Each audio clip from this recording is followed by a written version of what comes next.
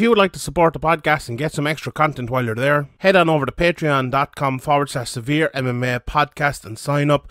From the rewatch to the Q&A, we will have loads of content every week. So sign up, patreon.com/severe MMA podcast. And now, here's the podcast. Welcome everybody. It's episode 319 of the Severe MMA podcast. My name is Sean Sheehan, joined today by the Phil Babb of Irish MMA Media, Graham McDonald, as we look back at one of the maddest nights in the history of mixed martial arts last night at UFC 264. And we look forward to some of the fights coming up next week as well. And we're going to break down everything that happened and what's next for Conor McGregor, what's next for Dustin Poirier, and everything else like that. Before we do that, we must tell you this episode of the show is brought to you by the official trimmer of the UFC, Manscaped. They're not only the sponsor of this podcast, but they also sponsored multiple UFC stars like Max Holloway, Francis Ngannou, and Sugar Sean O'Malley, who we saw last night. Manscaped is here to ensure your favourite fighter doesn't miss weight because of their pubes.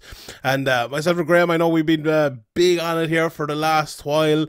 Manscaped have, some absolutely awesome products which we use all the time, and they're really changing the game with their Perfect Package 3.0. It includes a premier lawnmower 3.0 trimmer, the ceramic blade and skin safe technology are designed to reduce nicks or tugs on your fellas down low. And for all the international listeners in Ireland, in the UK, and Australia, New Zealand, Canada, and everywhere in the EU, it's time to hop on the Manscaped movement. The Perfect Package 3.0. Included in that, you'll also get the Crop Preserver deodorant. It's for anti-chafing and moisturizing. The Crop Reviver toner, which is an aloe vera infused cologne for below the belt. And for a limited time, subscribers get not one but two free gifts: a Shed travel bag, $39 in value, and it's a really good one, and a patented high-performance anti-chafing boxers from Manscaped. So get 20% off and free shipping with the code SEVEREMMA at manscaped.com. That's 20% off and free shipping with the code SEVEREMMA at manscaped.com. Join your favorite UFC fighters on the Manscaped revolution. Promo code SEVEREMMA, 20% off, free shipping, manscaped.com. Right, Graham, let's get straight into it. And, we've talked a lot ad nauseum, a lot of people would say, about this McGregor versus Poirier fight. We talked about McGregor having a fast start, Poirier maybe, trying to get on top on the ground in the first round, seeing how McGregor could come through that, seeing what would happen as the fight went on. And we got parts of that. We got the initial kind of striking. We got McGregor's game plan. We were bits and pieces of it anyway. We got Poirier on top and McGregor surviving, and then we got the awful finish. Now we get into the whole fight. We'll dissect it piece by piece. But what was your reaction immediately after the fight last night? Just seeing the injury, like it was. Sometimes, we've watched sports down through the years, and, you're a big Liverpool fan, and Ceesay's always one I look at, who broke his leg multiple times. I'm sure you're watching those games, and, I watched Luke Shaw break it, and Anderson Silva, and Chris Weidman, and things like that. It's weird with McGregor. There's always like this extra bit on top because it's Conor McGregor, and he is the biggest star in the history of the sport, and there's casuals watching, there's people who love him, and there's people who absolutely hate him, and it's, sometimes you need to knock out that noise, the word Dustin Poirier has used all week, and look at what actually happened to himself. And we'll talk about the noise, and we'll talk about all that in a second as well, but that injury, it was pretty raw, wasn't it? What was your reaction immediately as you saw it? Yeah, it was obviously pretty gruesome. We've seen too many of these bone breaks in the UFC recently that maybe become a bit desensitized to it, but maybe because he's a guy I've known for like 10 years, it kind of seems a bit more, it hits a bit more or something. I don't know. It was. I think a lot of people didn't even notice that the leg had gone, or that the ankle had buckled and the leg had gone until after the round. I think people thought he'd been dropped by the kind of reaction. So I straight away saw the leg go. I think I messaged you straight away saying it's gone. It's just it's a devastating injury, really. We see this in other. You mentioned like DJ Cisse, Luke Shaw, and stuff like that. Like I think maybe 15, 20 years ago, it might have been a career ender. Nowadays, we've seen people come back from these kind of things and be as good as ever. But, it's definitely no laughing matter, and it's no small injury, and it's going to take a lot of recuperating. And, hopefully, you can get that leg back the same as before, but there's definitely no guarantees with something as bad as this. Yeah, I suppose my reaction as well was, we've seen it so many times. Like initially as well, when you said, did you think it was a knockdown? Did you think it was a broken leg or what? I knew it wasn't a knockdown because I saw him like step back, but I was wondering whether it was just like he slipped or whether he broke the leg or anything. But I think it was clearly as he was kind of on the ground and as he kind of couldn't move, but did manage to survive. Fair play at them on the ground towards the end of the round. I think you could see pretty clearly it was the broken leg, and then especially as the round did, and McGregor was like not getting back to his stool or anything. That'd be the first thing he'd normally do. I knew, oh my god, there was something wrong. But then it was one of those ones as well where you don't want to see the fight end in that exact moment. It was one of those really where it was just like the worst possible timing because. It looked like Poirier was overwhelming him a small bit, although we will get into that, and I think it was very badly analysed on TV and afterwards as well, but whatever about that. But McGregor, look, if you thought McGregor was doing okay on the ground, or if you thought McGregor was getting overwhelmed, he got back up, and it was just back into the striking realm. It was about to go to the last 6-7 seconds of the round, and then we had a new round that starts in the feed again, and more excitement. And that was kind of ripped away in just that second. So it was a very, very bad time. Look, at any time is a bad time to break your leg like that. But it was, it was one of those ones that, if someone throws a kick and it's checked and the leg is broken, you're like, oh shit, and you immediately recognize it. One of them like that where it's a freak accident. People were trying to. I think the people online and the broadcast were trying to search for a reason to kind of credit it to Justin Poirier, and they were showing these kicks, showing a kick that was the 7 to go kick. Yeah, like after it's ridiculous. It was just searching for a reason to kind of make it not a freak accident, which I thought was very strange. I don't know why. I don't think they would have done that with any other fighter. I don't know what the thinking is there, or what the... It was beyond bizarre. Look, McGregor put out a tweet there after the Chris Weidman one, and basically kind of explained what this is. He's like, this is probably tens and thousands of tiny little things that have happened because you've kicked the leg so many times. And microfractures. Yeah, this was a thing that if he had an injury a year ago or maybe a month ago or something like that, and it comes back up, and this leg was going to go at some stage. You hear doctors talking about that at sometimes. It wasn't anything. Look, what was it got to do with the 10 kicks he threw before? Yeah, maybe, but it was also probably got to do with the 1,000 kicks he threw in training and the 20,000 kicks he's thrown throughout his life. There wasn't. I went back and watched all of them with a fine-tooth comb, really, really closely. I watched all the kicks, and not one of them, you could argue maybe the last one he threw hurt him a little bit because of the way he stepped back from it, but that last one was not a low leg kick. Poirier didn't check it. It was on the meat of the leg, so I didn't really see it. Look, to me, if you go back and watch it in slow motion, just the final or the 2 to 3 seconds in which the leg snaps, McGregor and Poirier both go to throw a straight left, both miss, but McGregor kind of hits the side of Poirier's head. Yeah, barely clipped, did not hurt him or anything. No, you wouldn't count it as a significant strike. But when he did that, it kind of kinked him to the right. So it was kind of like a do as he went off the side of Poirier. Like if it had landed a clean shot, he probably would have just stepped back normally on his leg. But the fact that kinked him to the right a little bit made him step back onto the side of his leg and then just shattered down through the middle. Like it was an absolute freak. We've seen, I think at pro wrestling, oddly, is one of those ones where we see it a lot, where people come off the top rope and land on their leg and it snaps. I think it maybe happened to Hulk Hogan once, or one of those guys that looks like Hulk Hogan that did around. It happened to some Seth Rollins. What was the stinky face guy? Didn't he break his leg by just kind of stepping on it? Or am I thinking of Rikishi? Is it? Oh, was it Ricky? I think he might have actually. Yeah, but the fact that McGregor was coming straight back down on it with all his weight, and there isn't that much weight on it, I suppose, but he's only a small guy, but it was one of those freak accidents. And I thought the broadcast was Poirier, look, it was one of those ones. Poirier said it. He said he landed the kick, so they had to go and look for it, and they went and looked for it, and they found the kick that Poirier said.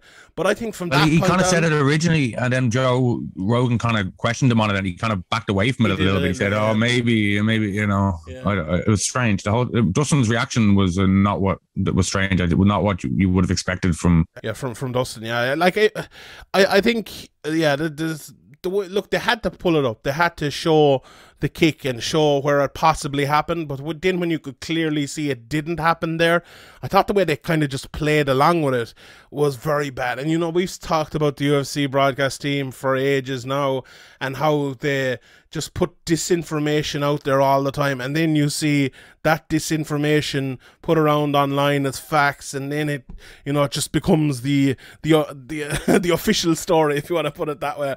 Welcome to history, Sean. Welcome to history. Welcome to history, indeed. But yeah, it was pretty clear. I think anyone with a set of eyes who's watched fights over the last while, it was pretty clear the way he was. The one that they called out that they isolated for the shot that hurt him, he threw 6-7 kicks after that. He stood in it, he was moving around, so I don't think there's any call for that. I don't think it was Poirier at all that caused that. Now we'll get into the rest of the fight in a second, but the leg break itself, it was I think it was just that freak accident. The next thing I want to talk about is like the reaction afterwards. You mentioned a little bit there with Poirier in the interview afterwards. Look, Poirier, it's one of those ones. It was a little bit of an Alistair, you know, over him. He tapped, and I felt it kind of job. Not as bad, I think, because he probably heard McGregor hitting him hard at one stage and think, oh, I checked that, and, you know, so it wasn't as bad. It was a bit weird. But I thought the way they both reacted afterwards and the both things they said was very, very classless, and it was bad. Like, it was McGregor and the lead up, you know. I think a lot of people, and we talked about it on the shows during the week, and I talked about it with Spencer as well over on Patreon, about he was acting as if he was Conor McGregor rather than being Conor McGregor. But the weird thing about it was, after this fight, when he kind of kept saying the same thing while he had that broken leg, was like, well, maybe he wasn't acting, you know. Maybe he had got back this nasty streak, and, you know, whether that's a good thing or a bad thing in terms of the fight, in terms of where the fight might have gone, you can decide that for yourself. But from like a personality point of view, it feels like he kind of got back to the Khabib nasty personality rather than the one he was looking for, was the hungry blueberries fun personality, and that wasn't just before the fight, it carried on after the fight as well. You know, it was when he was on the ground and he said, you know, calling Dustin Poirier's wife a hoe and everything like that was awful. And I thought from Poirier as well, the way he did like the Billy strut right up against McGregor, and I know people say, well, McGregor deserves it because of all the shit he talked. Look, fair enough, but if you want to be the bigger man, be the bigger man and don't do that sort of thing. McGregor 100% was worse. Everything that he said and he did was way, way worse. But I think Poirier didn't really cover himself in the best light. You know, McGregor saying he was going to kill him and he was going to die. That, I think, because of like the inauthentic way he had carried himself over the last couple of days, I don't think people really took much from that, you know. It's like, oh well, he's just saying stuff again, you know, noise, as Dustin Poirier said. But like, to the wider audience and to Poirier himself, seemingly it struck a chord with him, and he didn't like it at all. So like, it wasn't the most nasty fight we've seen, even in the most nasty McGregor fight build up we've seen, but the way it ended was very violent, and the aftermath as well was pretty bad. But look, we all know what's going to happen. We all know how it's going to build. But what did you think of the initial aftermath? How McGregor reacted and how Poirier reacted? Like, I think you could forgive McGregor a bit for how he reacted because he was there with a broken leg. But, you know, the whole wife. I was surprised they interviewed him, to be honest. You know, usually they wouldn't. You know, I think both guys obviously reacted badly. Poirier, you know, obviously was pissed off. You could see that in his words and his actions after the fight. And obviously, you know, it's hugely frustrating and annoying, and Conor's pissed off too because he's just broken his leg in a freak incident, and, you know, in a huge fight for him. So obviously everybody's kind of emotions are high and all that stuff, and it's right after a huge fight. We talked about all the jeopardy around this fight and what it could mean, and also, if you talked to both guys maybe half an hour after, they probably would have said different things. It's just in the kind of the heat of the moment, things that maybe shouldn't be said or done were said and done. Yeah, look, I think I wouldn't worry too much. No. I wouldn't worry too much about it though. Yeah, I think it was one of those things where, if we're analysing those words that were said, they were pretty bad. But I think, I don't know, I think the injury was so bad, and what we're kind of going to get in the future, I think it will be swept under the carpet a little bit. But I think look, the point you made about interviewing him, I just did a radio spot there, and they kind of asked me about that, and I hadn't really thought about it that much, but I think when it is. Look, we have this debate, I think, a lot because of guys who are knocked out and they can't say the right thing at that time because, like, their brain is frizzled or whatever. McGregor was roaring and shouting on the ground when he was going out in the stretcher. He was waving at people and high-fiving people and all. So his mind was there. Okay, his leg was hurt badly. So I don't really mind it too much, to be honest. I thought it was okay. When people wanted to hear from Conor McGregor, we knew at that stage that he wasn't going to be at the press conference because he'd have to go to hospital because he had the shattered leg. So I think I was okay with it, to be honest. I know people might give out to me and say I'm contradicting myself. If this was the first time that this happened, or like the first kind of, if this was Anderson Silva Weidman, even though it was kind of like, maybe more of a check leg kick, but if they had interviewed Anderson, well, do you think, Yeah. I don't know. I think we just come desensitized to it. We have, yeah. Because we've watched so many injuries and so many fights, and maybe the hardcore MMA fans just think it's normal, but for other people maybe they think, oh, leave the guy alone. But it's not too big of a deal either way. No, I think the way he reacted to it as well, I think these sort of ones are very situational. I think, like, McGregor is a lot of people call him mentally weak and everything like that. I think in those sort of situations, if that was me or you, we'd be fucking bawling, crying, and be like, get me a fucking air, get me oxygen, get me to an ambulance. The fact that he was there, I saw a guy tapping the ground the second our leg broke, and just stopping getting punched in the face. Yeah, exactly, yeah. And he was there, like, trying to survive towards the end of the round and roaring for, like, this is a doctor stoppage and not a knockout or whatever. He's just like an insane man, like, let's be honest about it here. And just that level, I don't think you can look. People have questioned McGregor's toughness before, and in certain places, fair enough. But, like, after that, I don't know. He's just an insane man, to be honest, and to be sitting there, and like you could see at the end of the interview with Joe Rogan, he was like, fucking it was I don't think it was the pain, I think it was more the frustration that he's gonna be out for like another year again. You can see the frustration in his face and his voice and his demeanor and everything. I think it was just pure frustration. Obviously hadn't had much time to process the whole thing, but that's, you don't need any doctor to tell you that's a long time out. Yeah. Yourself. I think we'll get into the fight in a second, but let's look forward first, and then we look back at the fight itself. From McGregor's point of view, I think that is it. Like, that is the crux of what we just said there.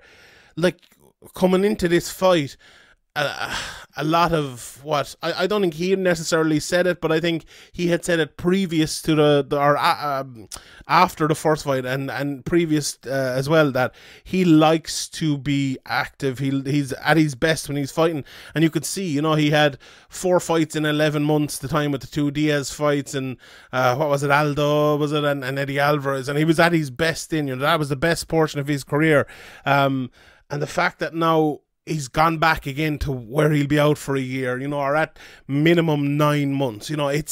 It's one of those where it is, it's just for it. Look, you can say what you want about Conor McGregor as a person or as a character or whatever, but as a fighter, the fact that we have lost so much of his career because of boxing matches and the coronavirus and everything like that, and you know, his own doing as well. He's decided to do things like that. But to lose another year of it as a purely an MMA fan, you know, if the same thing had happened to Dustin Poirier last night or Wonder Boy or someone like that, I would have said the same thing. It's just, and especially McGregor, because so much of his career has been lost. And you know, he did ACL back in the day as well. And anyone who watched the documentary knows the terrible injuries that he's had down through the years. It's very sad to lose another year again, and for him as well to have kind of gotten those 2 fights. If he come out of last night saying if he'd won, great, he would have fought towards the end of the year or maybe early next year. Even if he'd say lost by, you know, guillotine or something like that, he could have fought Nate Diaz next or Masvidal, and he'd be back in, and you know, his career would keep going. And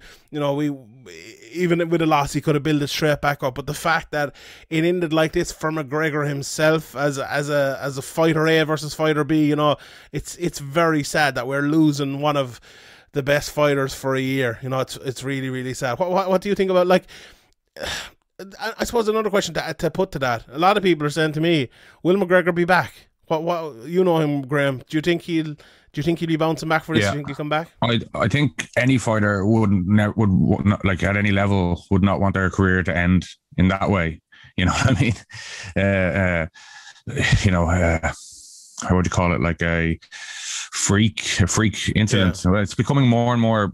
You know, we've seen things breaking up, but this is more of a, you know, he planted his foot and that happened. We've seen it more with, like, you know, strikes or stuff like that, like, or, you know, you can see kind of how it happened, but here it's, you know, it looks like a pre-existing injury of some kind, and you know, there's only so many injuries you can have to, you know, vital parts of your body before you know, it's hard to recover fully back to what you were. But you know, in the modern age, and you know, when you go to the best doctors and stuff, you have the best chance. And you know, assuming this all heals up as you know, as they hope and as the doctors probably expect or whatever, then yeah, he'll, like, as long as he's able to fight, he'll always be fighting, I think. Yeah, and we've seen before as well with McGregor, as I mentioned in the documentary, he's had lots of injuries down through the years, and you'd never know what he was carrying into this or whatever as well, you know. So it's a tough one. You know, he's a guy who never pulls out no matter what. Like, you saw that in the documentaries, the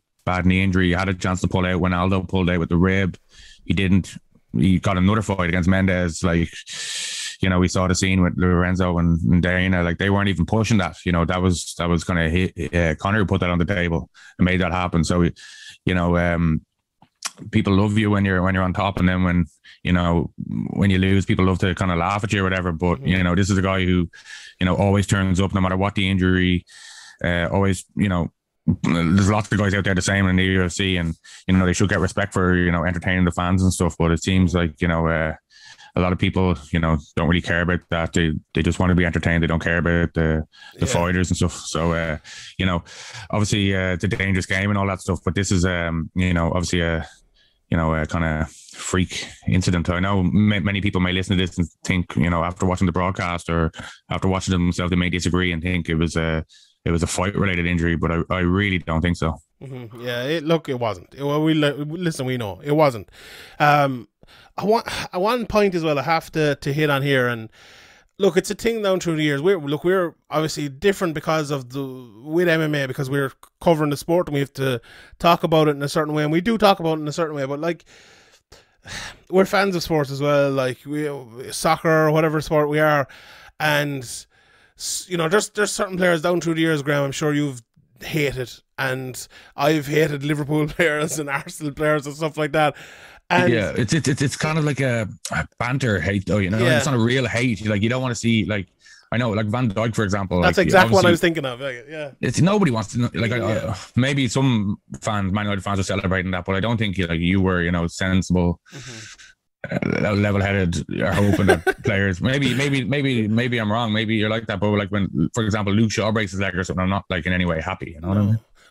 I think it's different in sports like that as well, where it's like, you're kind of you're happy that the team is going to struggle, but you're not happy that poor person, you know. And I think in soccer and sports like that as well, for us, we're kind of, you know, further apart from it. They're like not real humans to us. They're so rich and everything. It's just, it feels like a world apart. But I don't know, in MMA, even though it's Conor McGregor and he's you know, Forbes #1, it doesn't feel, especially for you, I'm assuming, it doesn't feel like it's you know, it doesn't feel to us anyway that like it's a world away from us. But I feel like to some fans it does. And look, this is something I struggle with, where Conor McGregor loses badly and breaks his leg and there's people laughing at him. And, you know, if this had happened to Anderson Silva, I'd say the same thing, or Chris Weidman, I'd say the same thing. Look, the Gilbert Burns got booed last night against my fucking favourite fighter, and I didn't like the crowd reaction. You know, if the exact opposite thing happened, you know, the reaction would have been very different. Yeah, I think. I just find it, especially in MMA, it's one of those sports where, you know, they're going in there and this could happen. Look, it happened to Virgil van Dijk once in his career. He'd probably never get an injury like that again.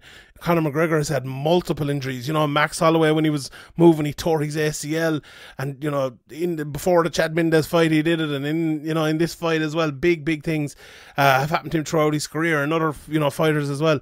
I don't know. I find it very hard to get in the mindset of laughing at a fighter who, you know, and fair enough. Look, if your prerogative is Conor McGregor is a scumbag and he said disgusting things, he said he was going to kill a man, he said he was going to put him out in a stretcher, and he went out in a stretcher himself, fair enough. You know, there's no way I can disagree with you, or there's no way I can give out to you.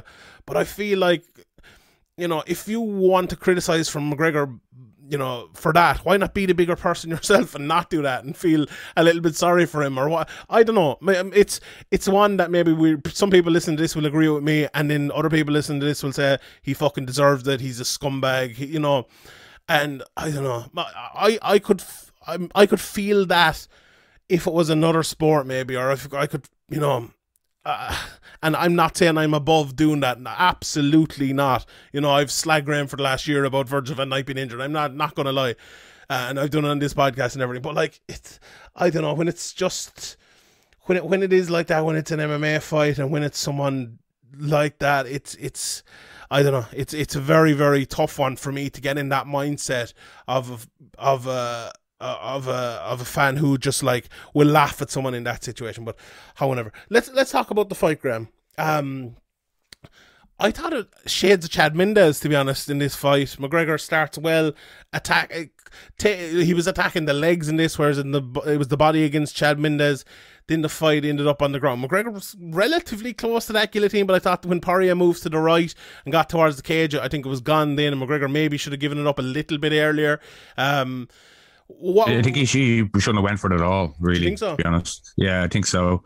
I think, you know, he could have, you know, just kind of defended against the cage and tried to land some clinch strikes, exchange, and, you know, try and just work his way out there. But obviously, once you've gone for the guillotine, if you don't get it, you're going to end up on bottom, and that's what happened. And, you know, I think he was winning the fight up until that moment, and obviously, you know,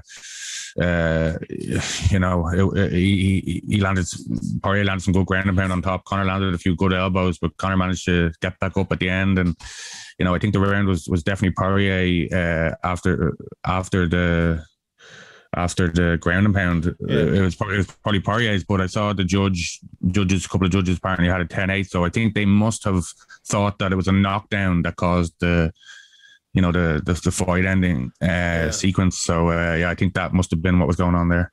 I'll get to that in a second, but the fight itself. Look, the thing that went through my head when he was going for that guillotine was his talk all week about how I want to take an MMA approach. I remember him against Habib saying, like, I was too afraid of the ground, and I should have, like, he gave me a neck a couple of times, and he gave me things, I should have taken him down, put him on the ground, or guillotined him, or submitted him. And same against Poirier when he threw the leg kicks, he said I should have taken him down and landed on top. I felt like it was one of those situations where McGregor was like, well, I'm taking an MMA approach to this. Guillotine is there. You know, we've down through the years we've seen SBG, they have a very good guillotine, and he just went for it. You know, in the large scale of the fight, we actually don't really know if it was a bad decision or not, because I feel like we were kind of taken away just in the point where we were about to find out, and especially towards the second or third minute of the second round. If it had got that far, we would have seen whether McGregor would have faded again. On the ground there, I didn't think Poirier having gone back and watched it 3 or 4 times, I don't think Poirier overwhelmed him as much as it looked.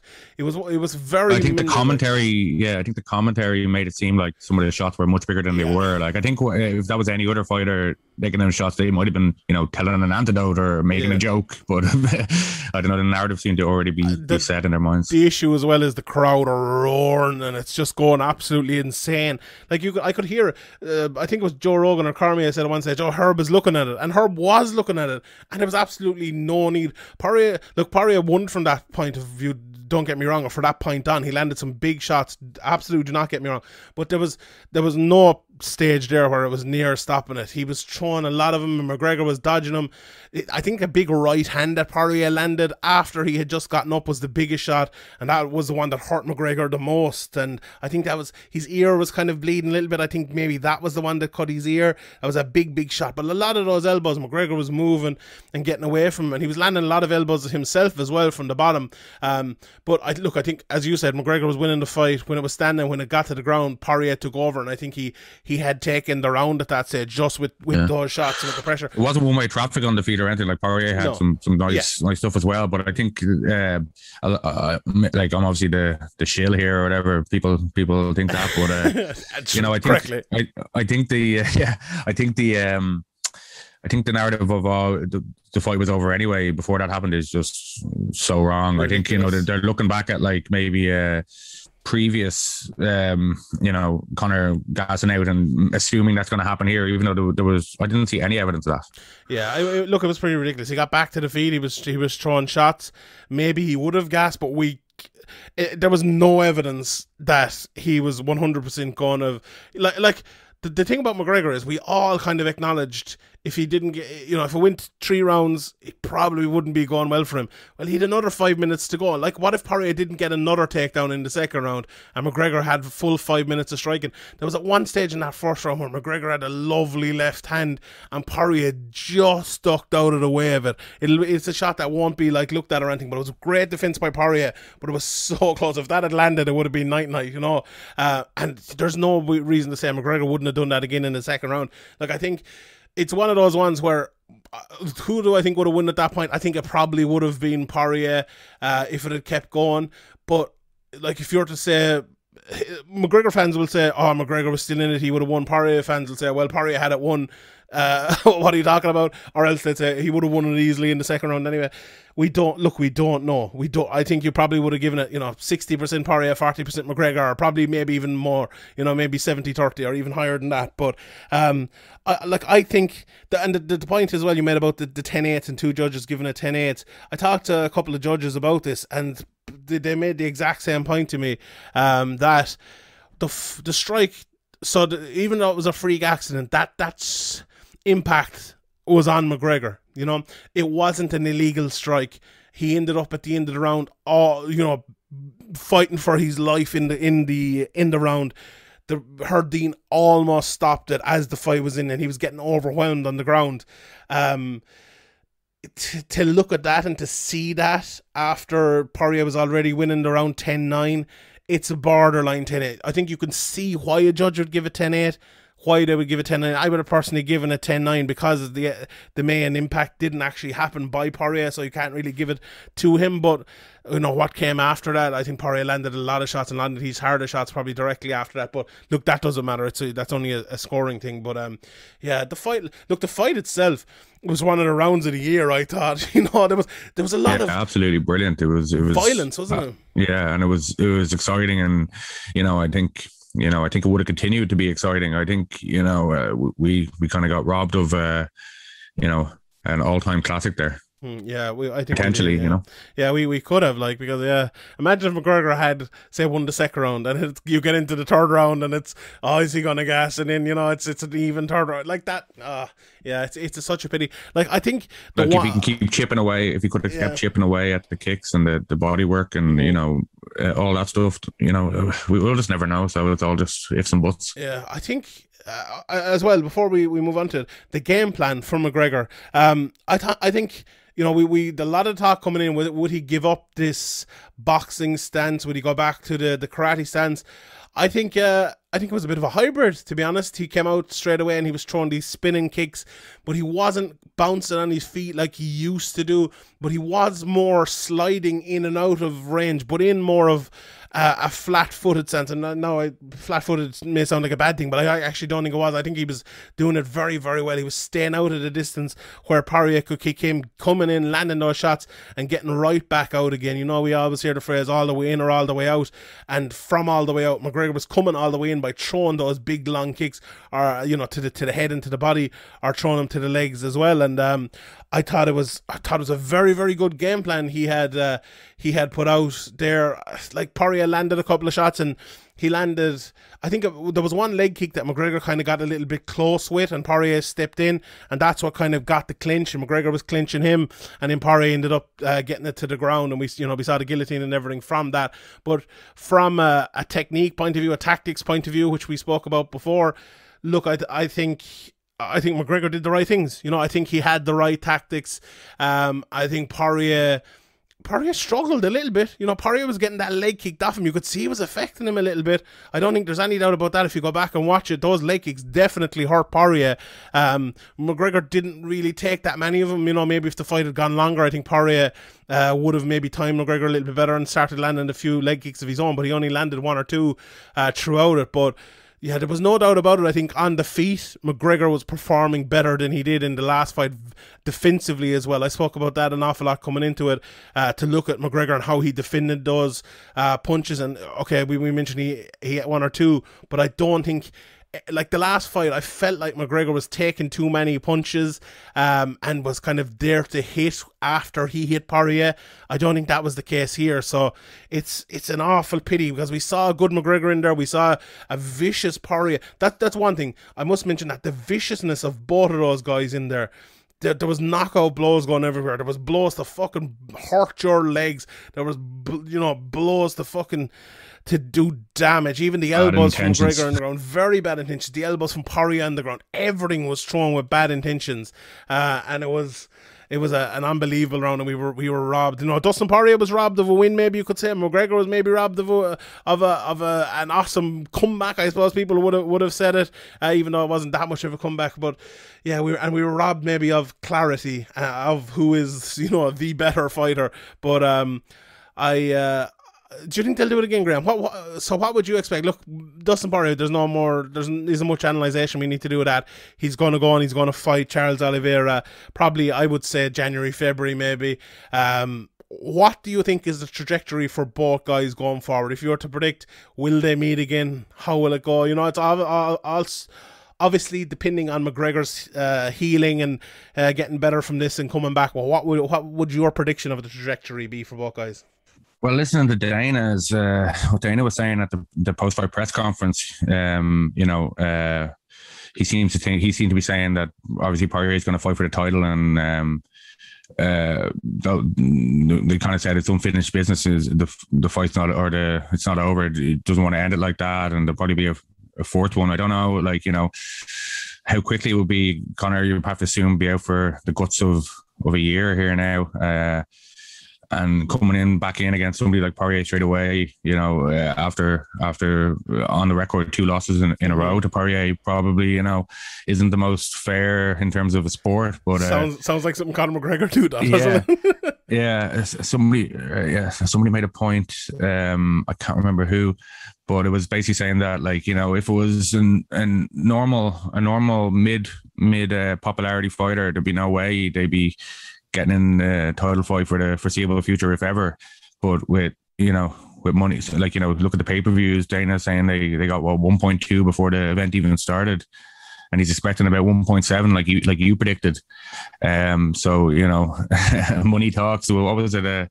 What was the gate, 16, 17 million or something? Yeah, I think he said something like that. Yeah, my prediction that was a good one, though, wasn't it? 1 point. Yeah. Was it 1.7? Well, we'll see what happens at the end, but yeah, it looks like a very, very good number in this day and age, with streams and illegal streams being so easily accessed and all that stuff, and with people being able to go to each other's houses again and watch it together instead of having to order it separately. I think the UFC really missed a trick there. They could have easily, put on a couple more Conor McGregor super really fights during the pandemic and got a lot of money, but I don't know what the reasoning was there. Yeah. Obviously, we talked about the Dana Conor situation around looking for fights before, but it's a lot can change in a year.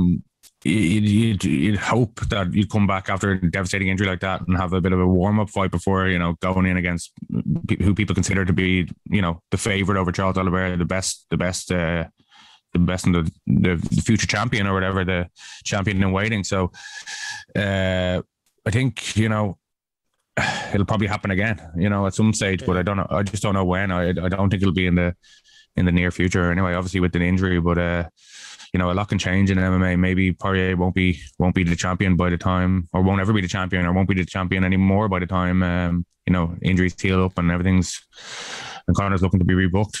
Yeah, like I suppose for the normality, I suppose, of the matchmaking, if Poirier was to lose to Charles Oliveira, I suppose it'd make more sense to make McGregor versus Poirier then.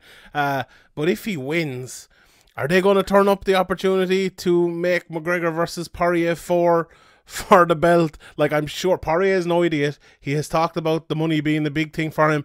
If he beats Charles Oliveira and it's 6 months down the line and Conor McGregor is on Instagram kicking a bag or something and he's on his way back. And you can fight you can fight any top 10 guy or top 5 guy for a fraction of the money, pay-per-view points and all that. Mm-hmm. I'd be surprised if Poirier wasn't interested in this fight at some stage in the future. I that's my prediction. I think Poirier will win the title, and I think it'll be McGregor versus Poirier for the title around maybe this time next year. But we'll wait and see. No comeback fight. No comeback fight. It's Conor McGregor we're talking about here. You could say what you want about Conor McGregor, but that man fought Khabib Nurmagomedov after 2 years out of the sport. That man is, and with fucking, what was it, 7 or 8 weeks notice, or 6 weeks notice, or something like that. That man is he didn't give a fuck. Like, let's be honest. You can say what you want about McGregor, but he does not give a fuck. But yeah, however, look, we spent 42 minutes talking about that fight. Now I'll spend more time talking about it on the Q&A over on Patreon, patreon.com/Severe MMA podcast. Sign up there and send in your questions, and that will be out Tuesday morning. Probably be it could even be a 2-parter this week. We've lots of questions coming in, so the more questions, the more podcast we will have. And as well, just here, thanks to everyone who signed up this week. I know a few people have even upped their subscription, and it means an awful lot to myself and Graham. We really appreciate it. Put in the work. I put in the work anyway. Graham do fucking nothing, but I put in the work this week. It was a very, very stressful one with just everything, but with fucking the internet going for me, my sound recording going and everything, but I managed to get things out anyway, and I think we put out some good content, and I think people on Patreon and elsewhere were happy with it as well. So it was it's always a big week when McGregor fights, and it's a pity we won't get no one for another year, but we might have Dean Barry and Ian Gary and other people in there again in the UFC before we see McGregor back. Right, let's look at some of the other fights. Gilbert Burns versus Wonderboy, Graham. I thought it was a relatively close fight. The first round, obviously, Burns got on top and he did great work and landed some big shots. The second and third, I thought, were close. I thought Wonderboy was winning the third very well, with that wheel kick that landed, and Burns gone on top. He didn't land too much until like the 10 illegal shots at the very end of the round, which weren't the best. Yeah. Now, oh my god. I went back and I watched it in slow motion, and okay, I'm the biggest Wonderboy stan in the world, but some of them were back of the neck and like that, but they were, the ones that did land were not like caused by Wonderboy turning his head awkwardly or by like a scramble, or they were just blatant back of the head shots, and my god, I was looking straight at them. I don't know what was going on there. Yeah, look, I think it was because it was the end of the round. I think if it was Herb Dean, what would the reaction have been? Yeah, probably would have been a lot worse, to be honest. But I think the fact that the fight was just ending, like Goddard was like, right, let's give it a second, and then the fight's over. Kind of like, I think if there was a minute left, he would have stopped, give him a warning, and started again. But I think it's a lot more dangerous of a foul than like a fence grab or a short grab or whatever. And there's a reason why there's no skull back there. It's like brain stems back there. You know what I mean? It's a dangerous thing, and I think I didn't see anybody really saying it, but I think, you probably should have, at least said something. If not, there's a lot of shots there. He could have had a point taken and there would have been basically no argument with that. Like, yeah, fair enough. I watched it back and I didn't think there was as many to the back of the head as it seemed live. So, I would love my boy Wonderboy to get a draw there or something, but I think Goddard deserves a little bit of criticism for it. I think he probably should have stopped it. I know there was only 3 seconds left or 5 seconds or whatever, but stop it there at that stage. Warn him not to hit to the back of the head and continue. I know it wouldn't have meant any difference. Like, don't do it again. There's fucking 3 seconds left. He won't get the opportunity to do it again. Or just shouted at him when he did it the first 2 or 3 times, and then if he does it again, then you can take a point. But if he hears the ref shouting that, he'll probably stop. Because he doesn't want to throw away this fight in the last 5 seconds for a few. He probably, I think the first round he won pretty clearly. It wasn't like a huge vast gap in it. But it wasn't much from Wonderboy. And the second one, I thought Wonderboy won. So, like, Burns did need the third round, but I think he should have been warned at the very least to stop doing that. I think, like, it wasn't a case where it was, as I said, a scramble or anything, or the ref wasn't, on the wrong side or anything. It was just blatant, I think. Yeah, I actually had it the other way around. I thought the second was very close, and I gave it to Burns. I actually gave Wonderboy the third because I didn't think there was much from Burns. I thought that wheel kick was the most immediately impactful shot of the whole round. He had Burns hurt, I thought, after that. So, like, I could have seen a 29-28 Wonderboy, but I could also see a 30-27 Burns, was on him. And I think Burns was the better fighter all the way through. So, look, very good game plan, and I thought he executed it well as well, Burns did. I thought Wonderboy actually... I thought he was able to get in on the takedowns a lot. Very well, yeah. On the hips, a lot like, better than I thought he would. He's obviously, Wonderboy shown how hard he is to get in on, and even when you get in on his hips, how hard he is to take down. But, Burns, I think they came up and said on the broadcast that it was his third takedown was the most he'd ever got in a fight. Maybe that talks more to, how quickly he submitted guys in the past when he got them down. But, that's true. I was surprised. I thought Wonderboy would be able to, avoid that takedown and kind of, just stay away and you point fight and just win the fight easily. So all credit to Gilbert Burns there. He showed his game is still evolving. I think he's still getting better and better. We've seen that fight to fight. I think now maybe it's hard to see it in the Usman fight, obviously, because he lost that. But I think he's still developing, and he's obviously, they mentioned how good he is. Actually, we all know how good he is at jiu-jitsu, and they mentioned that he went in there against one of the best in a grappling match recently and beat him. So he's definitely a real threat, and beating Wonderboy is a huge statement. Yeah, I thought it was a pity for the division, though. I think Burns will be back, and I wouldn't be surprised to see him in a title fight again. But looking at last night and the way Wonderboy was taken down, I think people will probably say Usman would take him down, but Wonderboy is very good at surviving on the ground as well. And then you have that, maybe round or half round where Wonderboy gets on the feet against Usman, and it's going to be, high jeopardy in there. It's a pity. I would have loved to have seen that fight, but they've wanted to keep Wonderboy out of that title picture for a long time now, and it's going to take him a long time to get back into it. So I think this is probably the last we see maybe of Wonderboy as a title contender. I'd like to see him go to middleweight. I think middleweight's a terrible division. He could go up there, get a couple of wins, and be right in there. And him versus Adesanya, might be the best fight in the world, but I think it'll be a bit of fun. But yeah, look, already has a win over Whitaker as well. So Whitaker might be interested in trying to avenge that. Yeah, and if you beat Whitaker, then you're straight in the conversation. Whitaker might be the champion before not too long, because Whitaker's been very good recently, and Adesanya, he's beatable now. We've seen ways for Adesanya to be beaten, so that's a big fight as well. And if Wonderboy did go up there, let's say he knocks out someone like fucking, I don't know, Edmund Tarverdyan or whatever you call him, Edmund Shabazian, he could be right in there. But, whatever you call him. Yeah, whatever you call him, that lad. Right.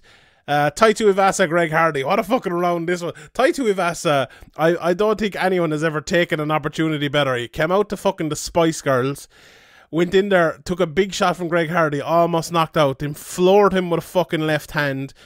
knocked him out, got on top of the octagon, did his shoey, drank a beer out of a fucking shoe, went down, told Joe Rogan. So disgusting, fuck's sake. Told Joe Rogan basically, what the fuck are you talking about, Joe? I'll fight anyone. Then went out, did a shoey with another beer with Dustin Poirier's hot sauce on it. Well, the guy kind of snuck it in there at the end. The fucker, yeah. And then he was like, another couple, and then somebody was pouring fucking alcohol from the rafters down at the rafters, pouring the beer into his mouth. I don't know, like, it's entertaining and all that, but like, how many times can he drink shoeies before it's just, what's wrong with this guy? It's like shaking one shoey post win is enough. I don't think the extra three were necessary. There's never enough shoeies. There's no number of shoeies that can ever be enough. I thought it was just like, he was one of those lads, if you'd never watched MMA before, if you'd never seen him fight before, because you're watching the McGregor fight, you want to see him fight again. You're going, that mad shoey bastard is going to be fighting again. And look, no harm seeing Greg Hardy get knocked out either. Fucking prick. So fair play at the tie to Ivasa. Yeah, it's definitely a memorable performance in the cage, and and afterwards, you definitely, as you said, like, if you're gonna, not really call anybody out or anything like that, the best thing you can do is be entertaining, and he definitely was entertaining. So perfect weekend for him, really. Yeah, 100%. Irina Aldana, then she missed weight, unfortunately, but had a fantastic performance against Yana Kunitskaya. It was one of those ones that it was such a devastating win. I for a while wanted to see her fight Amanda Nunes. And now, don't get me wrong, I think Amanda Nunes will win, but there's slim pickings in that division for people. And I think Aldana, she's big, she's strong, can be vicious at times. I think she's technically good.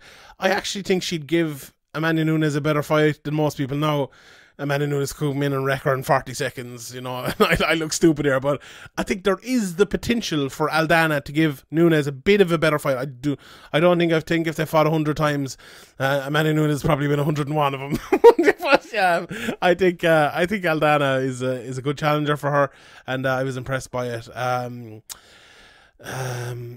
So it was Sean O'Malley. Then, what did you think of the stoppage in the O'Malley Chris Matinho fight? I think there's no doubt about it. Matinho tough, but what do you think of the stoppage? Yeah, I think what must have happened is, like, he could have stopped it earlier, but there was no, like, one huge like kind of moment where I think Herb was looking for a moment to stop it, to kind of save the guy from damage, but.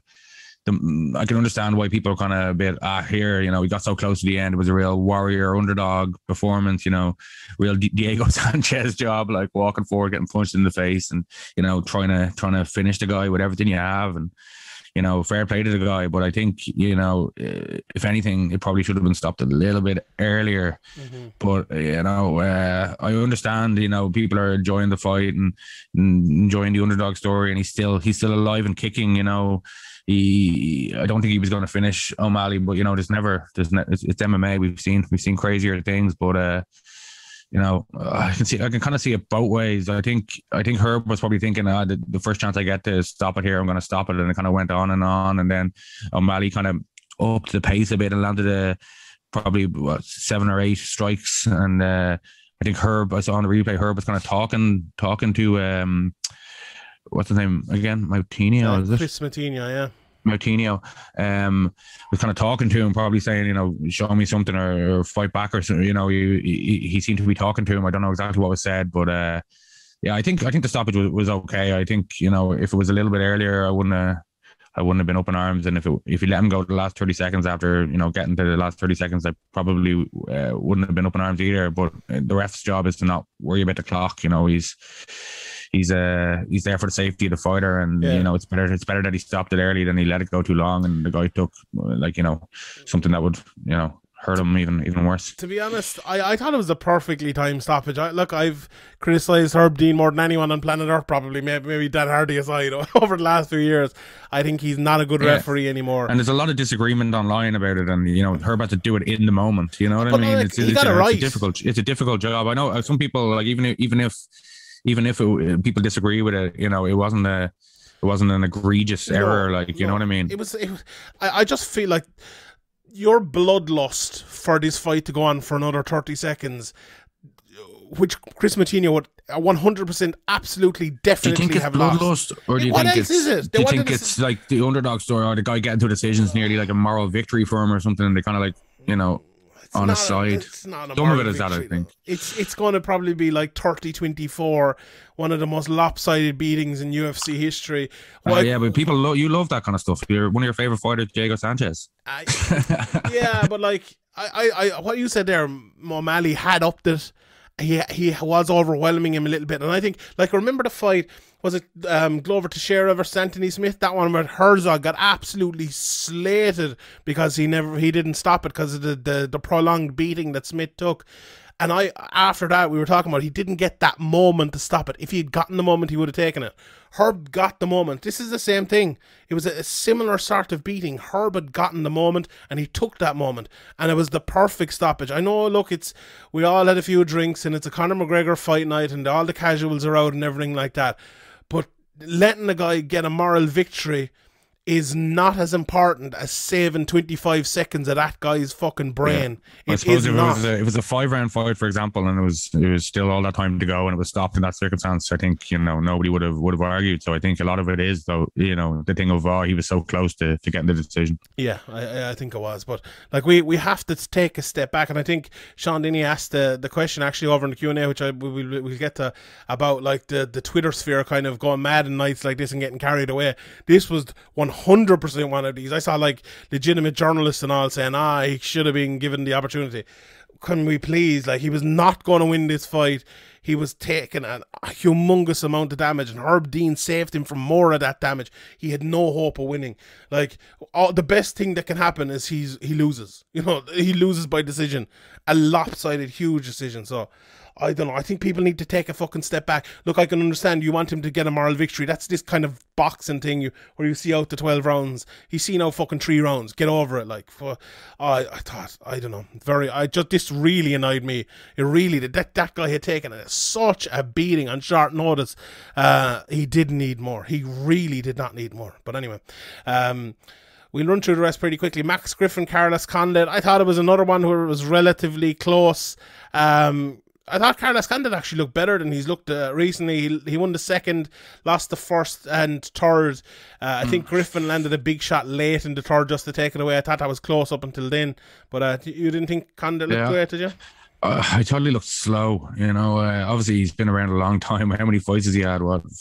46 fights. Yeah, and how many gym fights has he had? Like, a lot of them. He was a champion back in the day. A lot of 5-round fights. A lot of time in the cage. I suppose it's understandable, the wear and tear, time out, age, all that stuff is going to play effect. But I thought he looked okay. He didn't look like wasn't sad, like we've seen with some guys in the past, like Chuck Liddell or BJ Penn and stuff like that. But it's definitely not the Condit of old, and I think there's no prospect of that being recaptured. I think the issue with the Condit, game has moved on a lot as well. Yeah, that's exactly the point I was going to make. I think in 2021, like, Condit can't outpoint someone in the way he used to, and I think his like finishing moves are more ineffective than they once were. Yeah, I just don't think he's strong and powerful enough to finish people like Max Griffin, who is, a middle-of-the-road welterweight, a good fighter, not a great fighter. I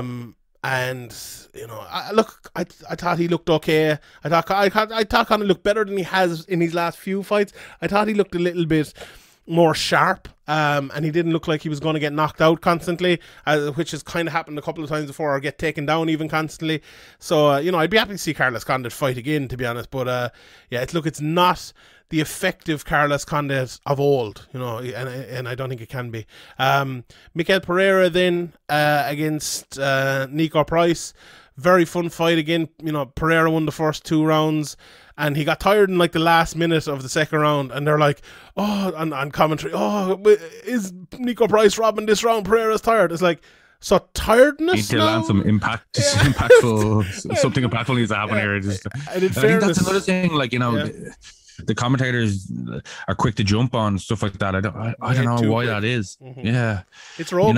It's Rogan. I like fair play to DC. He actually called on this. He's like, he hasn't. Okay, Pereira's tired, but Price hasn't landed enough shots to put this round.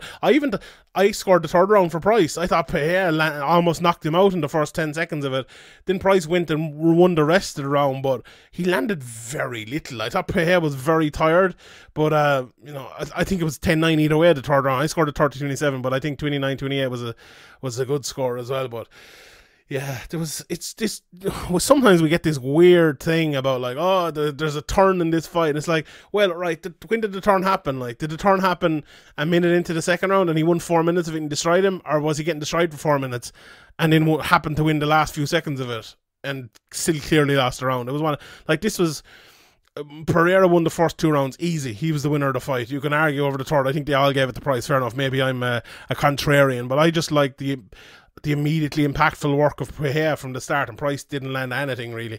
So yeah, but anyway, it was because like he's tired and it looks like he's you are in more danger when you're tired. Your reflexes aren't up to it. You can't move as fast. You're you're definitely more vulnerable. So yeah, at the time you're thinking, oh, this is bad news. But yeah, I can't remember one big strike from Price in the third round. Yeah, I actually, thought Pereira kind of came out doing this kind of, letting it fly and trying to be exciting and stuff. And I was kind of happy to see that. Me and you were kind of wondering, would he come out and try to kind of be a generic fighter with a generic game plan? A bit like that. It was kind of, there was a bit more of the kind of crazy man mixed in than I thought there at the start of the fight anyway, than I thought there would be. But obviously, that's maybe why you get tired after doing all that stuff, like doing somersaults into guard and stuff. Completely illegal as well, that was. He kicked him right in the face as he was lying on his back. Yeah, accidental ref, come on. Yeah, he didn't mean it. He could have got anywhere. Jiu-Jitsu also died last night as Ilia Topuria just destroyed Ryan Hall. The people are, I think we were kind of giving out about the betting line as well. I picked Topuria. I thought he'd win, but I thought like it was definitely a hard fight for Ryan Hall, but I thought he'd have a little bit more success than just trying the same thing. Seemed to be trying the same thing over and over again while looking like he's just after waking up. It was a very disappointing performance from Ryan Hall. I saw people saying like, oh well, it worked for him before, but unless I'm remembering wrong, I think there was definitely a bit more variation to his game than there was in this one. I don't know what was going on there. That was exactly the thing I thought. Like, Ryan Hall is thought of this intelligent fighter.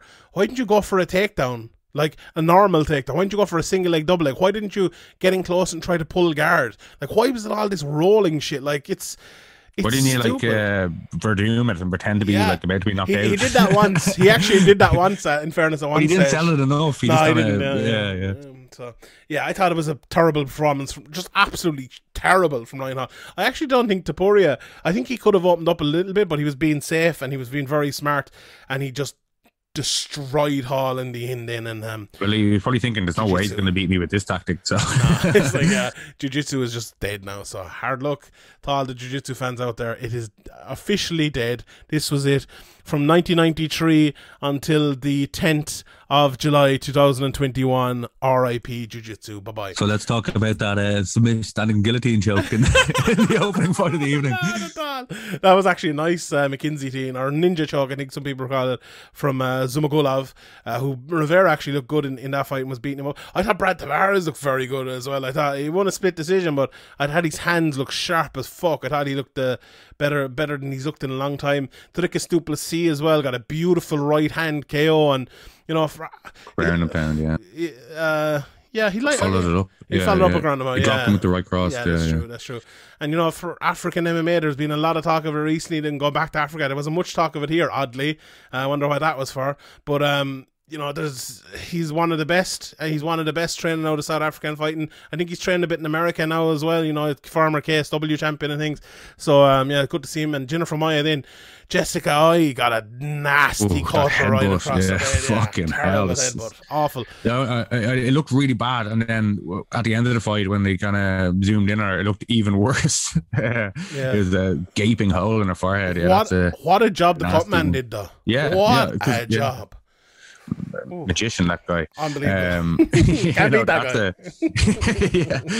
Like, you know, it's an unfortunate thing, a headbutt like that, but it was like an accident, obviously, but there's not much you can do. But you know, that fight could have easily been stopped if the cut man didn't do such a good job. You know, obviously, I ended up losing the decision. It's a bit of a bad night for her having that. I don't know how many stitches she's going to require for that, but 1,000, a good few anyway. And it's a loss, and it's a tough one to take for, you know, accidental headbutt, opening up that. But you know, fair play to her fighting on, fair play to the cut man, and you know, a good win for Jennifer Maya. But yeah, that gash was fucking nasty. Yeah, ridiculous altogether.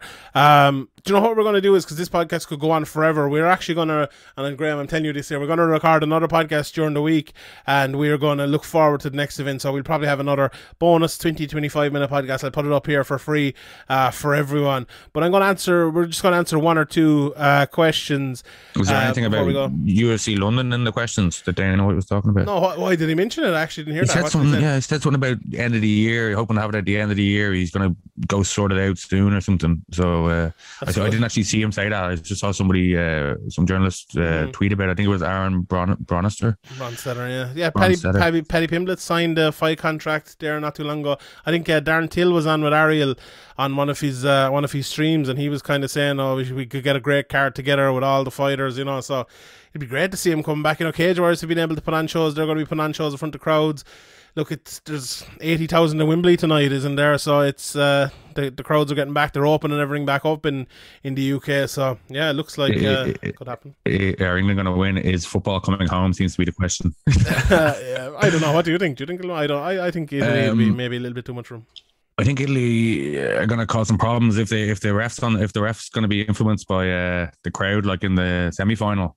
You know, it could be a tough road for that Sterling dive. How was that not turned over at VAR? Ridiculous. Didn't even ask the ref to look at it again. Like, I don't know. That's just absolutely ridiculous. Yeah. I don't really care about him, but to see him lose would be hilarious at the same time. But I don't really care. Right, hopefully it goes to penalties, and I don't know. Like, I don't know. It would be just for max entertainment and drama. But I think you know, it's a great chance for England to win this. You know, they have a lot of talent, even, you know, a lot of talent on the bench. Their squad is very deep. Italy are kind of the underdogs coming into it and haven't missed the last tournament, but they've looked a very solid team, like unit, and you know, obviously I think maybe even though they maybe aren't quite as good as England man for man, their maybe mentality and stuff is better. You know, people talking about Harry Kane, you know, scoring that goal. He missed he fluffed the last minute tap in from a pullback from Grealish in normal time, and then took one of the worst penalties he's taken in his career. Awful, and the penalty was so bad that it actually, like, if it was in the corner more, it wouldn't have been a chance of the rebound. It was like Wayne Rooney against Reina. It was just such a bad penalty that it like squirmed it back to him. Yeah. So like, I think, you know, he's underperformed, and maybe he'll perform in this, but he's kind of underperformed in every big game he's ever been in. I think it's important for England, if they're going to win, that he performs. Yeah, it is, but we're all behind Italy anyway. Right, let's take one or two questions and then we leave it at this. Jimmy says, do you think McGregor can't take a shot anymore? Seemed a bit hurt when Poirier pushed forward before the takedown. Do you know what? I haven't watched it back. The shots were definitely affecting him, but not in, I don't think in like a hurt, you know, about to be knocked out sort of way. And maybe, you know, maybe he was carrying an injury, or maybe there was something, or maybe it was the new, you know, the adjusted stance that he was making get a little bit too close and getting off balance. But I kind of saw that as well. There was definitely something there. Look, there was bits of times where Poirier hit him hard, and no doubt he was maybe not hurt, but affected by it. But yeah, I think, you know, I think there was definitely a bit of that in there. What did you think, Graham, of the way McGregor was absorbing shots? Yeah, I'd have to go back and look at that specifically, but I didn't notice it to be like a big problem or anything. I think like both guys were throwing, like, as we mentioned, with ill intent, and were throwing like with bad intentions, and I think both guys got, like, you know, hit with really big punches. But I didn't think anyone was on the verge of, you know, being knocked out or anything like that, or even going down. Yeah, I think, you know, I saw people talking about, not sure where it was, social media or something, that they seem to notice Conor's leg wobble more times earlier in the fight. Mm-hmm. I don't know, when you went back and watched it, did you notice that? But yeah, I think maybe there was definitely some kind of pre-existing injury in that leg. Yeah, I think that's something we'll probably hear more about, you know, and if there was a press conference, maybe we would have heard more about it. We'll see how that breaks down. Last question here. How do you think, I think it was from Chris, or the legend over Chris with all these questions. How do you think Poirier versus Oliveira plays out? I think it's a fun fight, isn't it? Who do you think wins that one? I think Poirier wins that one, but I'd go with him as the safe pick. But Oliveira definitely has methods of victory. You know, he's I've talked about it loads of times in the past. His kind of mentality maybe being a problem, but he's kind of, you know, for a lot of fights now in the years now, he's kind of put that behind him. So he's definitely kind of the most dangerous he's ever been, I think. In terms, he's most well-rounded he's ever been as well. So I think he definitely offers lots of problems to Poirier. He definitely has some extremely slick submissions, especially early. And his striking is obviously not at Poirier's level, but he's a long fighter, and he's definitely able to use his striking a lot better than he was in the past. So there's definitely methods of victory there for him. But if I had a free bet right now, I'd be putting it on Poirier. I think Poirier might just hit a little bit too hard, but I think like a big thing coming into that fight is usually when you're going to a UFC title fight, it's you get hyped up for it. It's bigger than anything that's happened before. It's actually a little bit of a come down for Poirier, you know, from a McGregor fight. So that's an interesting dynamic that he'll have to deal with. And, you know, mentally, Poirier hasn't always been the strongest. And even this week, with a couple of those embeddeds in the backstage things where you've seen him, McGregor did get into his head a little bit, didn't make a difference in the fight. But, you know, I think you could see afterwards that it really angered. Yeah, it did, and I wasn't expecting that, to be honest. But yeah, but I think it's going to be a great fight. I think Poirier hits hard, and Oliveira hits very hard now as well. And on the ground, they can both finish it. So I'm really, really looking forward to that. A really, really great fight, and hopefully that happens maybe before the end of the year, early in next year. Right, we'll leave it at that. As I said, we'll come on with another podcast during the week to look ahead to next week. Appreciate all the support during this week. It's been a huge one. I'm looking forward to sleeping now for about the next 48 hours, and we'll be back with the Q&A on Tuesday. And all that's left to do is give the inspirational quote of the week. Always do what you are afraid to do. We'll see you next Tuesday. Or maybe Wednesday, probably. Bye. Good luck. If you would like to support the podcast and get some